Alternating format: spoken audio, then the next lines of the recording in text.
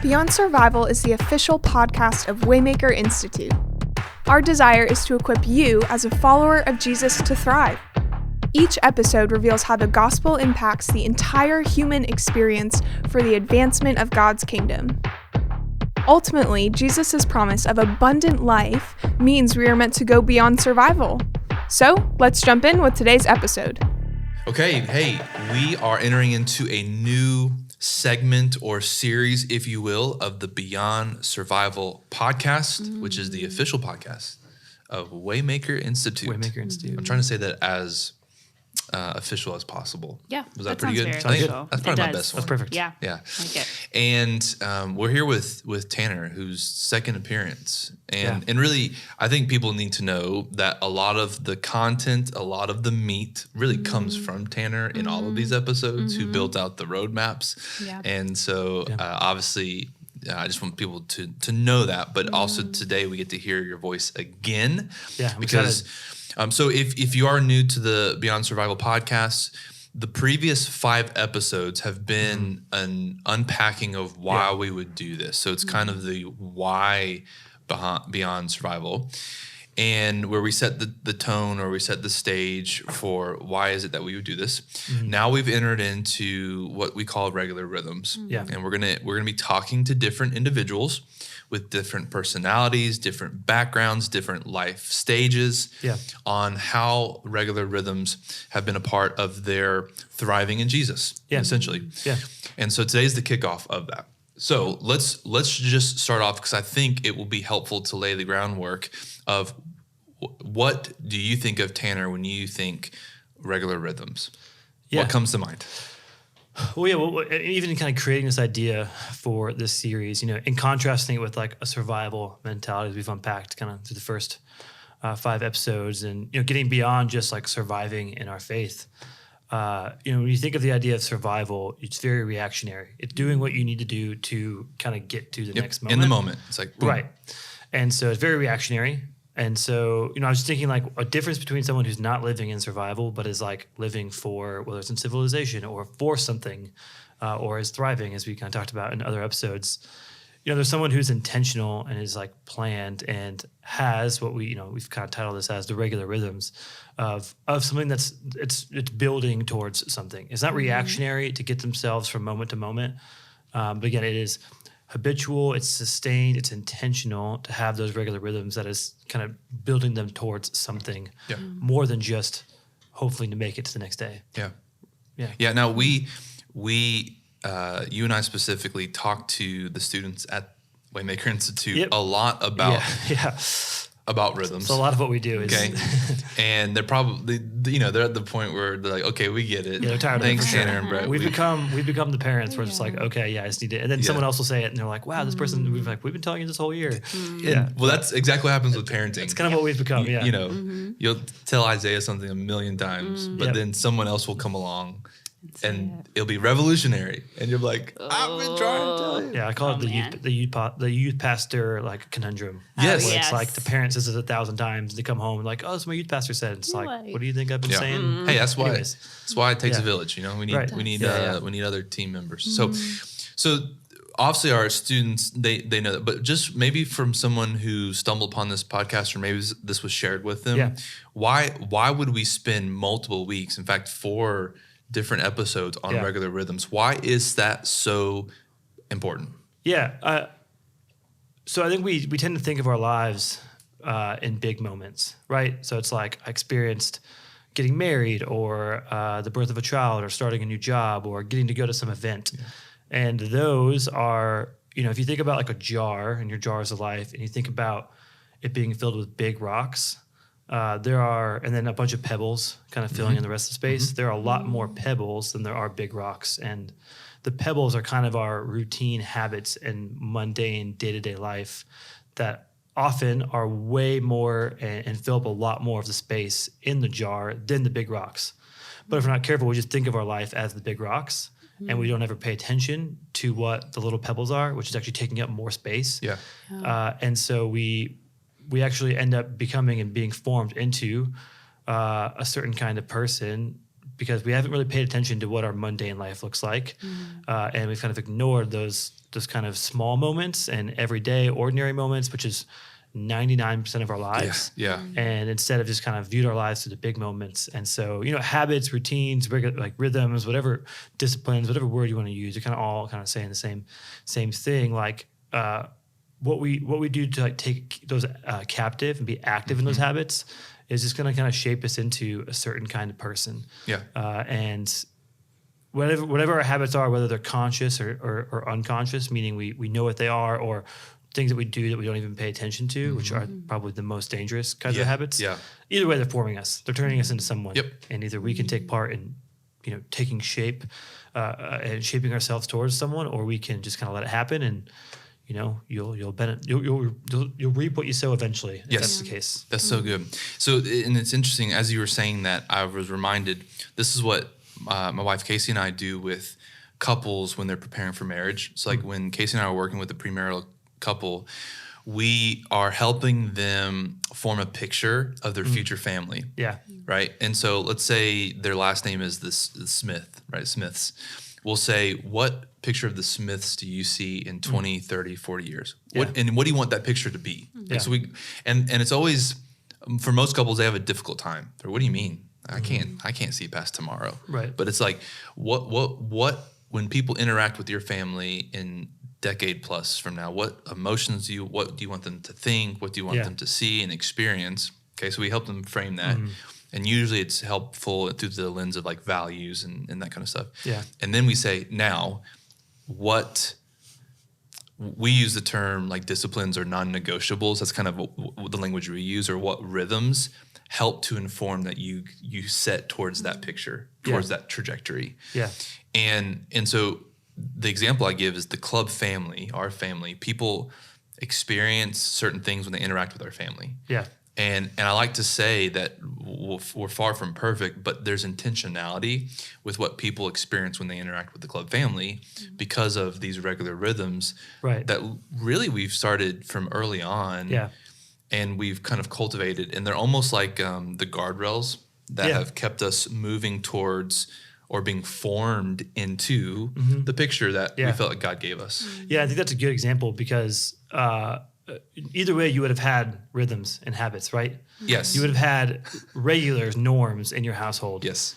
And, picturing that kind of person you want to be, or, what your family wants to be like, and then being like, all right, what does it take today for that to happen? Yep. Like forces us to be like, oh, what do I actually do with my day? Yep. What do I actually do with my time? Yes. And then what does our family actually do with our time? Yes. And are we being intentional with how we're using that? Are we actually implementing habits that are building to something bigger than just, again, getting through the day? Yeah. And if so, cool, people are gonna notice that. Yep. But if not, people are also gonna notice that. Yep. And both for different reasons. So I know that left unchecked, my regular rhythm would be get home from work, emotionally detach, and get lost into my cellular device. Yeah. And then we have dinner, and once we get through dinner, get the kids in bed, and then probably end the night with a show. Right. Like, now all of that is forming something. Yeah. And a lot of people can be like, oh, I can relate to that. Right. And it's forming something. Yeah. We're just saying, what if there was intentionality on what rhythms we have and how that will form us into, what are we trying to be formed into? What's the, because it's like, for those goal-oriented or vision-minded, what are we trying to be formed into? Yeah, I mean, I think ultimately, just base level, the image of Jesus. Yeah. If you're a follower of Jesus, which I assume most people probably listening to this podcast are, unless they thought they were, again, looking for a survival type. Yeah, which again, probably not the crew you want to come to. Hey, but now they're gonna hear about Jesus, right? Yeah, exactly. But being formed, and which is interesting is like. That is not a passive process, obviously. And I think you can believe the right things, meaning you could pray to prayer or even like have decent theology, but not be aware of what your habits are doing and actually just be living like everybody else. Yep. And so the question I ask myself all the time is like, if someone just looked at my habits and just looked at kind of like my day-to-day and couldn't talk to me, and couldn't like ask me what I was thinking or like really, couldn't get inside me, but could just view me externally. Yeah. Like what story Wow. would that life be telling? What story would my habits be telling? What would it be pointing them to? Would it just look like everybody else, but I just go to a church for work? Or would it be telling a different story that's like, someone's like, wow, there's something there. And, obviously like there are days where like, there are imperfect days and it's not like each day needs to be perfection, but generally over the long haul, if someone's observing for a year, would they leave being like, there's something different there, and the story they're telling is different than what I see everywhere else, and hopefully that story is the story of of God, of partnering with Him and shaping this this world and being formed in His image and being someone of love and all of those kind of ins and outs. So another way to look at that would be we're formed into men and women who, when people interact with us, they say what we see in Scripture. Oh, they've been with Jesus. Like that's all that can be explained, is that they represent the character of God as represented through the human Jesus. And I think it's helpful for people to know that that is kind of the goal, right? If you will. So okay, so let me ask you a question. Okay, maybe a difficult question, maybe an easy question, but can you explain how you could be so bad at cello that your band teacher told you to play the triangle for your band concert? Yeah, I was waiting for something. You really did a good job of telling me I wasn't getting any question. This is. I tell people that I played cello. The triangle, and, Tanner. So backstory, I played the cello from, played is very loose. So I hear. Was forced to take an orchestra class that made me sit behind the instrument of a cello from grades like 2nd all the way through 8th. So Second grade? Yeah, our elementary school, you start picking up instruments like really early on. It might have been 4th grade. I don't remember. It was way longer than I ever wanted it to be. And it was so traumatic. You just don't have any reference of time. Well, so honestly, not even, because I just was like, in my personality, and if you know me, like Kayla's gonna laugh, my wife's gonna laugh at this. Like if I don't care about something, like I don't have the ability to pretend that I care about it. Like it is just, if I don't care about it, sorry, I'm just not gonna care about it. And I just, I'm that way as like a 30-year-old, like I would say pretty mature, like healthy guy. And if you can imagine how I was in 7th and 8th grade, it probably was not even, it was no better. And so I spent my entire 8th grade year, I was really into the band Nirvana. But every time I played the cello, I just tried to learn all of the songs from the Smells Like Teen Spirit, the Nevermind album. I tried to learn every single song on cello. And so I got to the cello, just plucking away. And not even, everyone else is playing with me playing. I'm not paying attention at all. One day I was like, you know what, forget all, people knew I didn't care and they like made fun of me I don't know if they made fun of me, but they just were like, everyone knew I was bad at cello and didn't care. One day I was like, you know what, I'm going to show all of them. And so I started playing and I was like, I'm going to show them I can play the song. And I finish. And I look around, and no one finishes the song for another minute and a half. And I was like, all right, I'm pretty sure this is hopeless. Like, this is lost. And so then, you get to final 8th grade orchestra concert, and there's some song that was like supposed to be led by the cellos. And my teacher, I'm probably way more proud of this than I should be, but he's basically you are proud of this. I was like one of the only B's he ever gave out in an orchestra. It was like you just showed up and if you just showed up and didn't do anything, you'd get an A. I just not only did I not do anything, I was actively not helpful. Anyways, long story short, he's like, all right, this song is for the cellos. Tanner, like, let's be real, you can't play this. Like, so I'm gonna have you stand in the back and just hit a triangle. And so that's what I did. And honestly, it was great. I just got to stay in the back and I was like, okay. Just hit a triangle. Just hit this triangle, which I actually have a way better like sense of rhythm in a triangle or percussion than I do playing cello. So yeah. Useful. And the final cherry on top of this story, my final piece of rebellion was we were supposed to, my parents were not at this concert and they found out afterwards what I did and they were very upset, which we were told we could wear a short sleeve shirt with a tie, which a short sleeve button down, kind of like what I'm wearing with the tie is what, one would assume. I was like, you know what? I'm going to rock a polo with a clip-on tie. And so I rocked this like green polo that looked terrible with a clip-on tie and wore it. And when I got home, my mom was like, I heard you wore a polo with a clip-on tie. And I was like, yep. My parents were like, yeah, it's not cool. Like, you can't just actively show up and not. And because they didn't go because they were like, you don't care about this. We're not going to go to this. Like, you don't want us to go. And so my friend picked me up, and I guess, she must have informed my mom what I wore. Wow. And no, she was not super pumped. And that was the end of my orchestra career. They did not imagine that. They did not make me do orchestra in high school. Oh, wow. Let's just say that God had other plans for you. Yeah. And one of those was not music or orchestra. Yeah. And the other one probably wasn't, fashion. And Yeah, definitely not fashion. Sophia, the fashionista over here is that is cringe. for sure I am. true. Polo and green. Could should you not make even a be polo together. and tie look good? No, I don't even really. I'm not a huge fan of polos. Okay. My husband. Yep. That is His yep. wardrobe. And so we're talking about rhythms. What I have done is every day I instill little pieces of direction of he'll have, hey, should I wear this? Hey, why don't you try this shirt instead? Slowly directing him in the position of one day not having any more polos. So that's my plan. And I'm scared for him to hear this now because he'll know what I'm doing. That's great. This is great. I will say, to kind of tie this bow over all of that, I could play Smells Like Teen Spirit on the cello. I taught myself how to play that. I wish I could see this. I don't think I could do anymore. Yeah. At all. But those that like is so that funny. phrase, Tanner Petty could play Smells Like Teen Spirit on the cello. to be clear, like the bass part on the cello. Sure, yeah. Yeah. Wow. So that's what That is so that's what I great. spent my time doing. So my habits in cello were not producing me a good cello Nope. player, but a nuisance, and it was great. What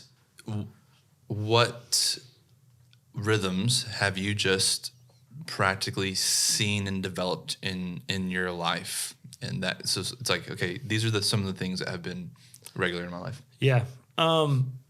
To kind of the basics that no matter what, every day I try to do, and you're going to hear this and be like, okay, yeah, it's kind of like every Christian, but for me, like I try to have my day anchored in prayer, and what I mean by that is that I have several different stopping points throughout my day where I kind of remove myself from what I'm doing to pray, much like we do for food. Like most people's days are anchored by their meals.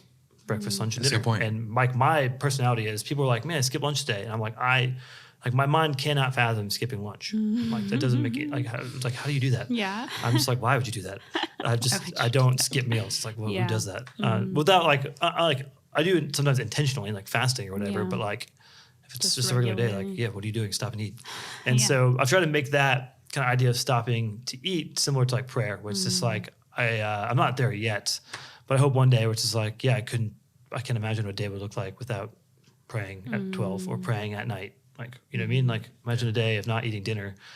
Like that'd be a weird day for most people. Like my hope is that would be kind of similar, like kind of that way for prayer. Kind of the habit that kind of kickstarted me into, kind of life of habits I have now in different spiritual disciplines and stuff was just reading.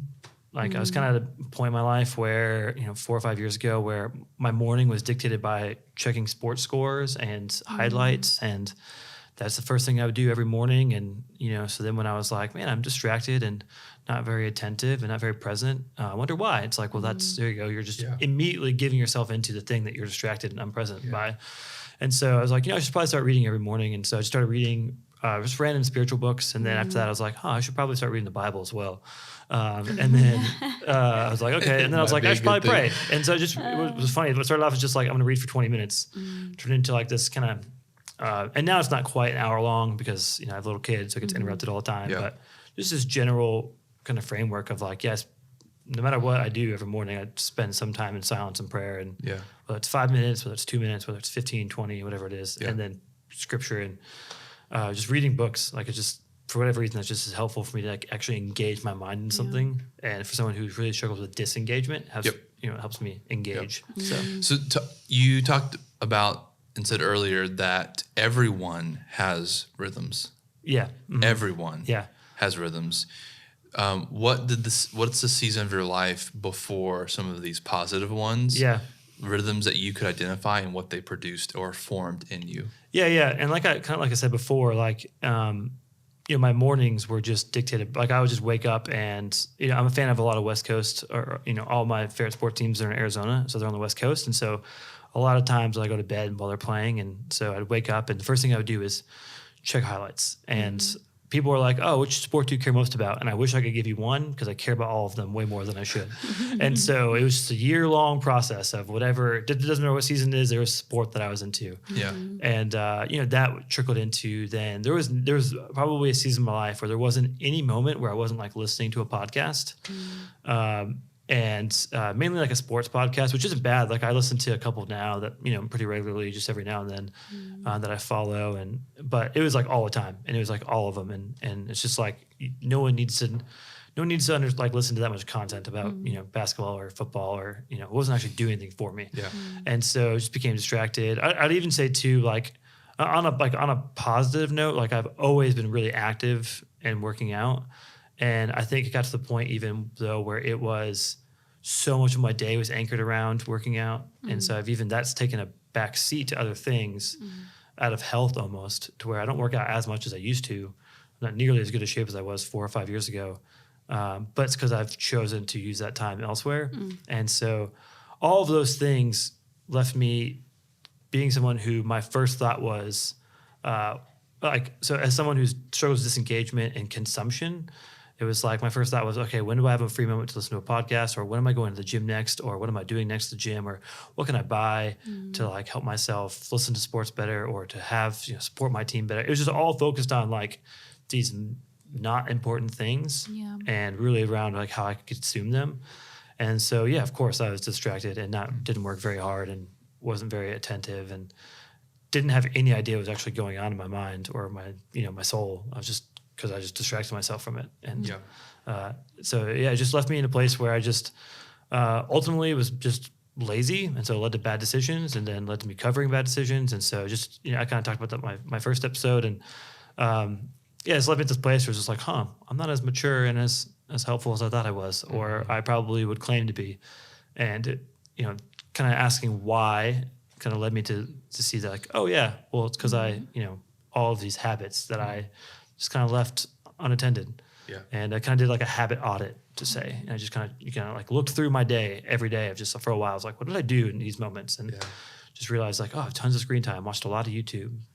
If I had a free moment, it'd be given to distracting myself with content or consuming something. And so over time, that just left me to be not a very deep person, not a very thoughtful person. And kind of honestly, like not ever setting out to intend harm, and not ever trying to be evil. Actually, someone who, if you ask me, I'd be like, no, I want to do good for God, but ended up actually causing harm. And so it's like, all right, there's something to that. Yeah, because you love Jesus and you were saved, but I even had a ministry position. So like my job, I was a resident director at Liberty at the time. Yeah. So my job was to oversee and care for guys a couple years younger than me, and to lead them in ministry and to love God more. And it turns out, even though I did that for a job, I still didn't, like my habits when no one else was looking was sending me a completely opposite trajectory of the kind of person that I was saying that I was. So then let's talk to the people that maybe are spiritual leaders, or they see them like, whether it's informally or formally. So it could be even just the fact that they mentor someone, that someone would consider them to be a mentor, or that they're actually in a place of like formal leadership, spiritual leadership. In those years, if as you were leading and feeding these students in that position, if it wasn't coming from an overflow of what you were right, like cultivating in these rhythms, where did it come from? What were you like? Yeah, I joked around that I was like captain of my spirituality is based off of whatever podcast I listened to recently. Okay. Club. That was what I was at. And it was just fine. Like people, I think I still have really good relationships, and people were like, man, like you meant a lot to me. And I was like, oh, that's more God than me, for sure, that he used that. But it was not out of like a genuine, and I think even I think a lot of us can see people who, okay, you're just talking about something that you kind of know versus, okay, you're talking about something that you like are deeply formed by and have experienced and love, and like this is a part of who you are. Like it's not super hard to contrast the two people. And I was more of like, here's this thing I could tell you about, kind of conjure up and make sound really nice.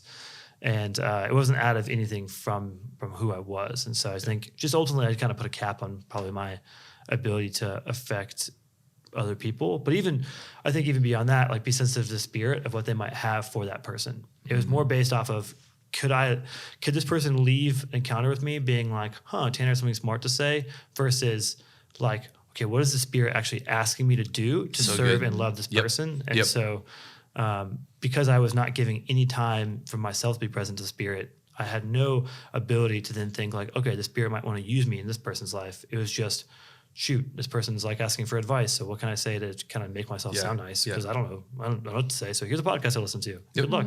Yeah. And you just kind of pull from a lexicon of and luckily, actually truths. not luckily, unfortunately, I'm smart enough so I can get away with it for a while. Yeah. Like, I have the ability. I think that's one of my biggest struggles is I can project way ahead of where I'm actually at, just because I can articulate myself well enough to get by for a long time, which is like a scary thing to know about myself. And I think that's probably how I got through a lot of that time. And it's interesting. Like I had certain RAs who were kind of with me as I went through this transition period in my life. And they would say like, man, my third year with you, like there was something different. Like you were different than my first year with you. Like it was very clear. Yep. And a lot of it's because I actually went through this inner transformation. And Yeah. I see it almost, there's leaders who, because they haven't cultivated these rhythms, which ultimately is an abiding relationship with Jesus, they end up just leading out of an empty well.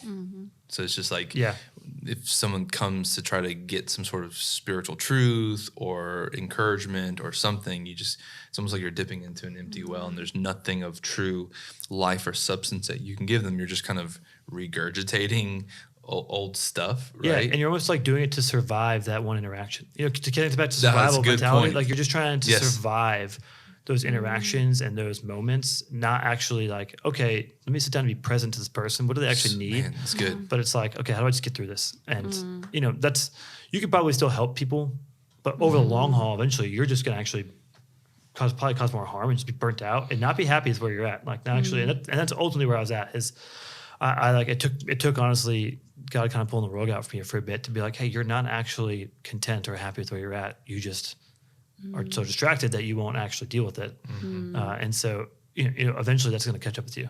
You can only cover that for so long. Yeah, it's good. Yeah.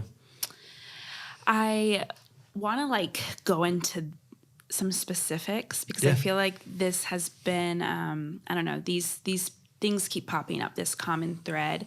So in my head, I have this picture of a couple and a married couple, and they go to work in the morning, right? They're out of the house by 8. They work all day, really busy, hectic jobs.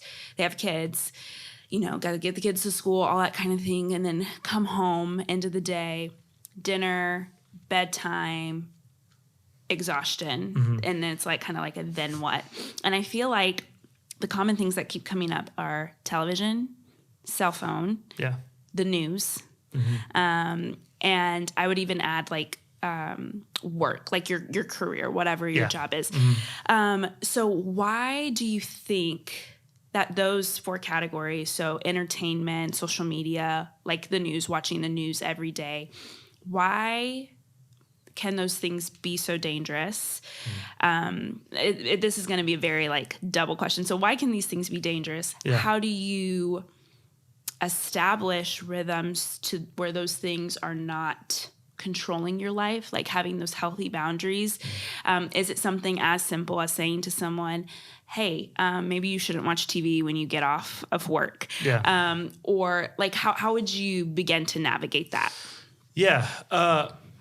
I think to answer the first question, I think that's why those are dangerous. There's a number of different directions to go, and I think so when we're kind of at the end of our rope, when we're exhausted, we're in a much more formative state than we realize. And again, talk about what stories are we living towards? What story are we forming in our mind? If we're just constantly ultimately we're just actually trying to escape our story and our reality to embrace some made up one, or in some cases maybe a true one if it's a documentary or whatever, but a made up one to just get us through a couple hours so then we can go to sleep and just be well, start it all over again. And, that's not, there is like, so for like my wife and I currently, like we do, we watch a show and it's like this moment of like, cool, we actually get to watch a show together. This is exciting. We have 2 little kids. It doesn't happen super often. Yeah.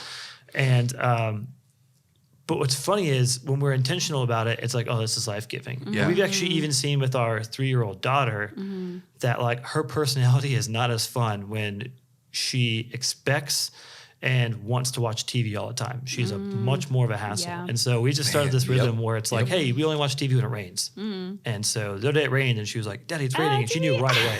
She literally it started raining and she like something in her knew. And she's like, it's raining. I'm like, you're right. Let's watch a movie. I love that. And That's amazing. She knew right away. Ready. But now she's like, just don't move to Seattle. Yeah. Yeah, sure. Yeah. we're not ready for like the summer of Drenchburg, right? Yeah. It's working right now, whereas I'm not ready to get might time. change it up. All that to say, like, it's just like we're not actually living into what lives or even dealing with the stuff that we have. And so the stuff that we're going through. And so it just becomes a distraction from actually wrestling. And I even think too, if someone who's going through a really hard season, like if we choose to go to entertainment or maybe even work or maybe even, but whatever, it might be even something in itself good, but we're going to that thing over maybe choosing to have a moment of silence with God. What we're doing is we're actually like robbing God of the opportunity to care for us in a hard moment, So like I have kids. When my daughter Eden falls, like I would want her to come to me. I wouldn't want her to be like, oh, well, I need to go down the slide now and make myself feel better momentarily because, like I don't want to go to my dad. I want to just go to this fun thing. I'd be like, no, come to me. I want to take care of you.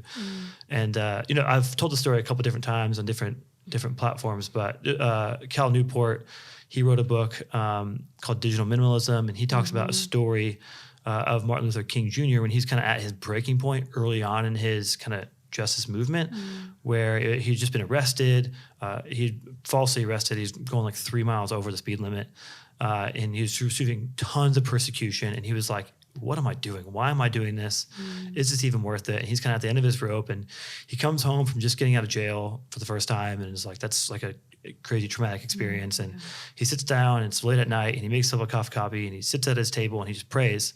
And for those of you who are familiar with this story, that's the moment where God is like, Martin Luther, you stand up for justice, you stand up for righteousness, and I will be with you, all the days of your life, more or less. I'm kind of butchering that, what God said to him in that moment. But it was this moment of like, you stand up to this, like God meets him, is like, you're going to do this. And that was the moment that he planted the rest of his life on. When it got even way worse, he came back to that moment. And Cal Newport just kind of brings us up this question of like, what would have happened if Martin Luther King had an iPhone or if he had Netflix? It's like, what would have happened? Like, would that have been it? It's just like, you know what? I'm just going to pop on a show. Yeah. Instead, he's this deeply informative encounter. And my guess is it's probably a regular rhythm for him to sit down and pray. Probably a regular habit. And so if our habits go towards just distracting ourselves, then we miss out on what God might have for us. But if we have a constant habit of like, 9 times out of 10 I went to go pray, nothing happened. Well, that 10th time God met me, like that was probably worth that continual habit. And the more that habit becomes, the more that habit is sustained over time, the more likely it is for you to have those encounters, like those formative encounters. And so that's kind of answer. That was a long answer to your first question. Yeah. It's almost like I feel like it's how you start your day and how you end your day are very critical to everything that you do. How you begin and how you end is just, it flows with everything. Well, if you think about it, that's honestly when someone's like, okay, where do I start with habits? I usually, that's what I say. I was like, what you do when you first wake up and what you do right before you go to bed. It's like, if, let's say for people it's given to like looking at their device, if like the idea of worship is like what I give my attention to, if the first thing I give attention to is a screen and the last thing I give attention to is a screen, like, well, what are you worshiping? Like, what is your life being built towards, right? And it could be like, what if it's just a quick prayer? And it doesn't have to be anything big. It could just be like the same prayer, be a quick prayer. Or what if it was just a quick reading of scripture or just even reading a book? Like I like to read a book before I go to bed. Like it's just like, something that could actually build towards more than just like, all right, distracting myself as soon as I wake up or distracting myself, right before I go to bed. Over time, that's going to form you into a different kind of person. So you started to develop these what you'd say would be more positive, healthy, and helpful rhythms with this goal of being formed into, we can say very plainly, the likeness of Jesus, or into Jesus. Talk to us about how that helped you encounter some of the most difficult time in your life. Yeah.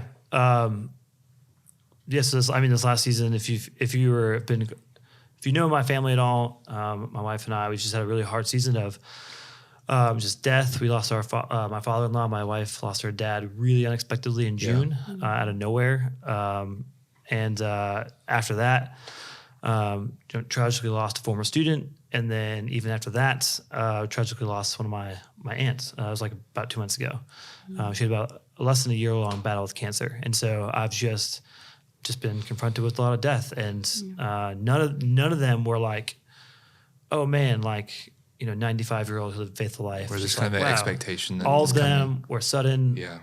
either sudden, unexpected, or like just unfair. Like with my aunt, just like unfair. And all of them had, kind of its wake of its own effect of it happening. And so, I think early on, so I kind of encountered this tragic moment with my father-in-law, and there was like a month where we were just kind of disoriented, and we were just like, "What is going on?" And I like was in like kind of in a graceful way, just was like, there really was no rhythm or habit or sustained anything, and I look back at that season and it's just like, if you're in that season, like that is okay. Like when you're first in that moment, it's like, there's not a lot that just, you really just need to get through each day. Like, you just need to kind of get your head above water. But what's funny is there's a day, it's like a month and a half kind of in, and I think it's in this past July, where I was like, man, I need something. Like, I'm just like, I don't think I can go back to praying for an hour in the morning. Like, I don't think I can go back to, doing all this stuff that I was trying to do before. Like, I just need something. So what's funny is I returned back to the original habit that kind of got me started in all these habits. Like, I'm just going to read a book. And I picked up this book that I read before. It's called Sacred Fire by Ronald Rolheiser. And just so much of what I needed in that season came from reading that book. And I was just like, if I can read 10 minutes a day, like, let's just start there. Let's read 10 minutes in the morning. And what's funny is what took me like a year to realize, like, hey, I should probably start reading scripture again. I should start praying again. Like, what took, originally when I started reading books in the morning, it was honestly like a couple weeks where I was like, not that I felt like I needed to in terms of like I should, like out of obligation. And honestly, there wasn't even part of me that wanted to. Like, I can't really explain it. There's just something pulling me towards like, this is like what I have to do this. And so I kind of got back into that rhythm of prayer and that rhythm of scripture reading. And, I look back at this year, and if there's anything that's been consistent, it's been, I wake up in the morning and I have coffee and I sit in silence and pray. And, just days after receiving hard news and having to do really difficult things, like speak at multiple funerals and all these different things, like I look back at some of those times of prayer and just like, I just genuinely don't know what I would have done had I not had that moment. And again, some of them are 5 minutes. Like I haven't, like, we also had a baby in that time, so I had a newborn. So it's like, there are days where I'd be praying and I'd be like, I think I just slept for 20 minutes. I have no idea what just happened. And I had this baby in my arms, and I think I was supposed to be praying. And you moved into a new house. Yeah, and I moved to a new house. Yeah. So all to say, I think I've experienced, Brett and I were talking about this the other day, I've experienced 4 of the 5 major life transitions in the last year. And all to say, so what originally, habits that I had originally were created some destruction around me. Like the habits I had actually caused me to be the kind of person that was created some harm. And it just kind of dawned on me the other day. It's like, oh, wow. Like we actually experienced a lot of harm and tragedy and difficulty in this past year. And, again, by no means have I been perfect in this. If anything, it's brought a lot of my probably weaknesses in a lot of ways. But overall, like I would say, I've taken that destruction and that harm and that hardship. And because of habits that I practiced for years, like I've actually been able to turn it around and be a blessing to a lot of people. Yes. I've been able to kind of step into some really hard moments when I probably would have shied away from them in seasons past. Having been able to make difficult decisions, give of myself when I in past seasons probably wouldn't have. I just something that I constantly pray through is Psalm 1 that that I would be this tree planted by a river and in any season would produce fruit. Like in all seasons produces fruit. And this has been a very dry winter season, but there's been moments of like, wow, the Spirit moved through me. I don't know where that came from. And it was a lot of it was just from habits that I had built. And so, the reason why I say all that is not to toot my own horn, but to just say like the habits that what we are doing is doing something as much to us as we are doing that activity. What I mean by that is the activities we partake in are doing something to us. And so if you're not aware of what your activities you're partaking in, that's doing something to you, whether good or bad. And when you get pressed with pressure, hardship, suffering, difficulty, when you get like squeezed, well, what's inside of you is going to come out. Yeah. And so if you've been neglecting your internal life, if you have been in negative habits, if you've been going, you've even been like kind of trapped in some of the coping mechanisms that our world provides, that's just going to come out in hardship, Yep. And I've seen it this past year. I've seen it in good and bad in different people.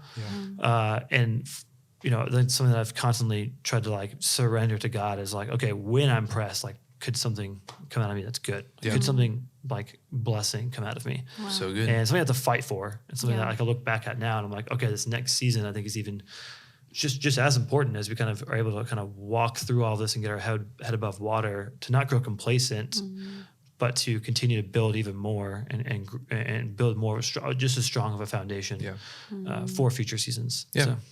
Yeah. And so it wasn't like you started to, in your life as a follower of Jesus, it wasn't like you started to pray and read scripture and practice other like silence and solitude because you knew that one day you would have this traumatic experience, and that would help you. It was just like you did this, but because you did that, it cultivated something in you that when those hard times came, you were able to actually still be a blessing to other people. And you said not perfect, because I think there's grace in that, like we had no sense of up and down and Monday versus Tuesday. I mean, there was lots of days of lack of patience, of tiredness, of anger, and all that stuff. But you still, there was a moment where you getting back on wasn't like, it was like, well, this is familiar. Yeah. Like, so let's continue to work in this and then be a blessing. So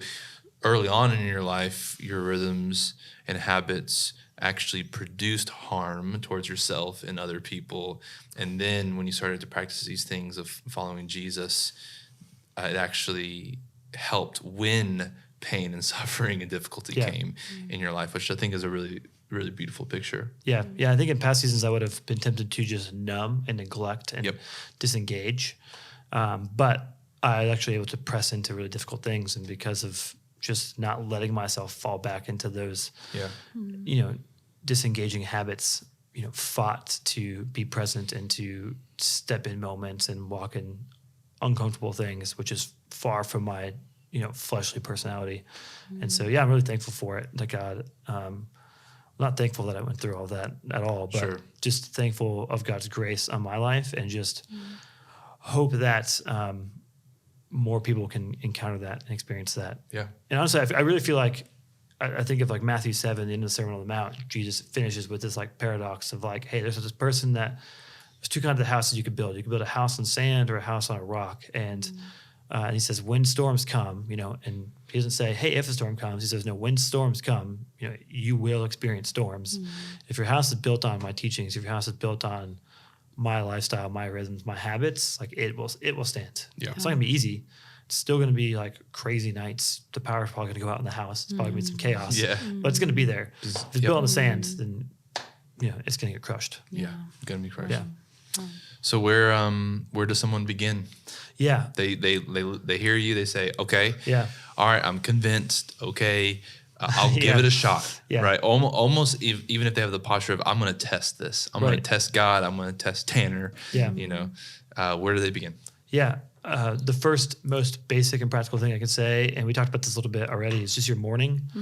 In both spiritual and non-spiritual, people who have had a big impact in the world, I don't know anyone who doesn't do something with their mornings. Yep. I have not read or experienced a person of impact that is lackadaisical or not intentional with their mornings. And so, I just think it's really important. It's the first thing. It's the first person it's the first thing you do. And so it just has so much dictation over what your day is going to look like. And so just look at your morning, almost do like an audit of it. And it's like, what do I do when I first wake up? What do I do? What's my routine? Do I have a habit of just sleeping through? Do I have a habit of like turning off the snooze or turning on the snooze, turning off the alarm, and just, getting up to the last possible moment and rushing off to work? Or do I watch TV? Or and for years, that's what I did. I just would watch The Office in the morning. And it's just like, well, no wonder you're distracted. And just like, gosh, like I say these things. What like, a morning show. Yeah, it's just, I don't know. I was lazy. And, I think, I would start there, and I would start small. Hey, do something for 5-10 minutes. Some people are like, I'm going to go run a marathon. I've never run before. And it's like, well, it's probably going to go poorly. You're actually going to get hurt. And so don't try to run a marathon before you run a mile. Just do something small and just be consistent. And then once that becomes, and just be sensitive to what that next thing is. You don't have to figure out an hour-long routine to start. Just start small and then be sensitive to like, all right, what's the next thing that I can add to this? What's the next thing I can do to maybe press into this even more, to kind of grow into this even more? And that's kind of what I did. I was just like, I'm going to start reading the book, and God used it a lot. And then I was like, I should probably read my Bible. And, that kind of snowballed affected into a bunch of different things. And then 2, so that's kind of 1, focus on your morning, be intentional with your morning. Even if it's 10 minutes, be intentional with 10 minutes. You'd be really surprised what that could turn into. And then the second thing I would say is, I use the word, like the idea of being, kind of a habit audit, but really begin to audit, what do you do in in-between moments and in-between spaces? I don't want to do that. We believe we're busy. We view our days and we think we're busier than we really are. No one is doing something at every moment of the day. Yeah. Like whether you're driving a car, or you have to wait in line to go to the bathroom, or you're waiting to get your coffee order, whatever it is. Like there's these so many in between moments that are just mundane, and those are all moments for us to use and to be diligent with, and to potentially have an encounter with God even, or to not just check out. But what I've kind of experienced with myself and most people is those moments are just like, hey, pull out the phone or check a score or check my email, or, just zone out. And so take captive your in-between moments. And not all of them have to be perfect. Like not all of them have to be, you have to be super regimented with it. You don't have to be like, I'm never looking at my phone ever again, or, but just have a few throughout your day that you're intentional with. And again, you're just creating space, using space that's actually created for you to do something hopefully helpful and productive. Yeah. And whether it's prayer, whether it's reading scripture, whether it's even just like writing down or jotting some thoughts, or just, reading a regular book, like just something that's like, okay, this is actually building me into a better person than just, checking whatever, social media I enjoy at the time or whatever it is. Yeah. So I want to finish by actually asking both of you the same question. Okay. Because I think what I want to really communicate in this first episode of this next series is that, one, we definitely don't have things figured out. Right. Absolutely not. We're all, even all three of us are on different journeys of learning what it means to thrive as a follower of Jesus. So I think this final question is, what, if you were able to talk to yourself in 10 years, what would they tell you is the one rhythm that they would have wished you had implemented in your life starting today? Or maybe to take to another level, or like to, whether it's, either introduce or to take to another level. They say, I wish you would have done that 10 years ago. What do you think that would be? That's a good question. I think, just not being able to give this like off the top of my head. So I tend to be a pretty individualistic person, like pretty independent. And so even I think as I look back at my season of like adding disciplines and rhythms, like there's been a lot of 2 steps forward, 1 step back. There's been a lot of like, oh man, really good couple weeks, and then like, a couple weeks of really big struggle. And I kind of recognize that a lot of that was just because I was trying to do all of it on my own. Okay. Trying to do a lot of it by myself. And so I think being someone who submits themselves to doing things in community and alongside other people, and not just by themselves, Also too, this is actually in adding to that, someone who is openly expressive in worship amongst other people. Wow. In my personality, I'm very much more cerebral, laid back. I don't mind sitting in silence and thinking. It's probably my preferred space. Yeah. I'm just not a very expressive person. Probably throughout this podcast, if you're wondering, is he excited, mad, sad, happy? Like, what is he feeling? He sounds the exact same the entire time. I know. I don't know how to change it. I really have tried. I'm aware of it. But I just am not a very expressive. And that's just how I've been my entire life. And it's just kind of how I'm wired. But God has really pressed on me to, one, be more active in community, but be expressive of how I love and praise him within community, which it's funny. I raised my hands in worship and people were like, oh man, Tanner raised his hands. And I'm like, dang it. Like, what does that say about me that someone's surprised? But like, it sounds so silly. Someone who's been following Jesus for as long as I have. But it's like, I think God's unlocking something of not being so controlling of how I'm being viewed, who's not trying to control how I even express myself, but is openly just expressing myself in front of other people. So with others in community and being held accountable in that too. So submitting myself to accountability and all of that kind of wraps up. So it's kind of two things. So, no, that's really good. Yeah. So the 40-year-old Tanner would say, hey, thanks for beginning the journey of stepping into that in new and deeper levels. Yeah. I wish I could say, be like, oh, I need to spend more time in silence because that'd be fun. But it's not what it is for me. That's why I asked the question. What you got, Sophia? I think the first thing that comes to my mind is fasting regularly. Wow. It's something that I've been very drawn to and have fasted before, but it's usually always during a corporate setting or in the middle of a crisis. Like it's either corporate or crisis that I'm fasting. But recently I've been very drawn to the idea of like weekly regular fasting, like taking a day out of the week to fast, which is challenging in this season of having a small child and also being a runner. Obviously, I can't run 7 miles and not eat anything. I would pass out. And being married to Marcus, who loves food. Loves food. So it would be just sitting there watching him, scarf down the cuisine that I've just prepared. So it's challenging. I think, obviously, I'll need to use wisdom and not just say, oh, I'm just going to fast on this day, like strategically plan it.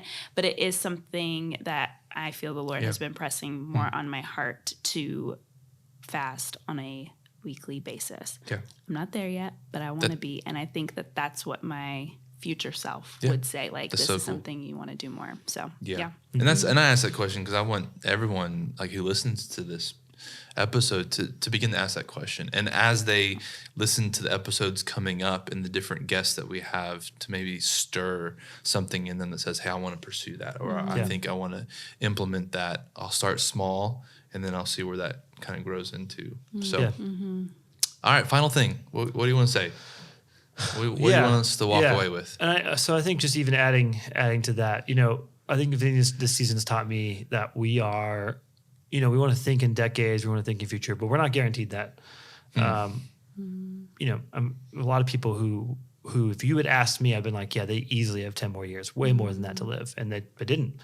And so I say that because I find myself almost projecting like a future ideal of myself and being like, well, I'll get there one day. And I've just learned like, man, one day it might not be there. And we're not guaranteed that. And so I want to be present and live into whatever God is pressing into me now to experience whatever it is to the fullest and to take full stewardship of whatever God is blessing with now for as long as I have it, and not just assume that 10 years from now I'll figure it out. And even assume that I have 10 years, honestly. Like statistically I probably do, but I think just this season has really humbled me in thinking that, unfortunately. And if anything, it's kind of made me be more attentive to the moment and, obviously still build and be future oriented and plan and not neglect that. but have that then inform actually the moment, knowing that there might not be the time to waste that I think there is. Yeah. So, and I would just leave it at that too. Is like, it's never too late to start. Yep. So you could be listening to this and be 80 years old and be like, man, I've wasted 80 years of my life. And it's never too late to start and to even create a shift that could even change those around you. So I just encourage. Yeah, it's never too late. It's also probably never super convenient. Yeah. And so and it's never as glorious as you hope it to be. You know, Yeah. I wish people would write a documentary and there'd be like, you know, a sweet like score behind me, but there's not. It's like, if anything, it's like I'm wrestling a crying toddler, and it's if messy. anything, there's not a score behind you, but probably a triangle. yeah, triangle follows me around, full circle. There you go. Full circle. So I did want to say, Tanner, specifically, thanks.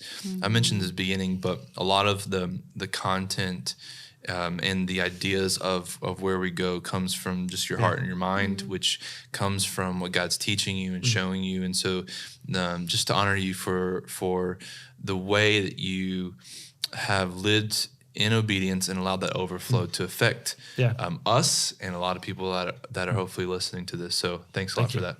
It's a blessing. It's a blast too. Yeah, it is fun. It's both those. I genuinely enjoy doing it. So Yeah. yeah, I'm thankful for it. All right, man. Yeah. Thanks. Thank you.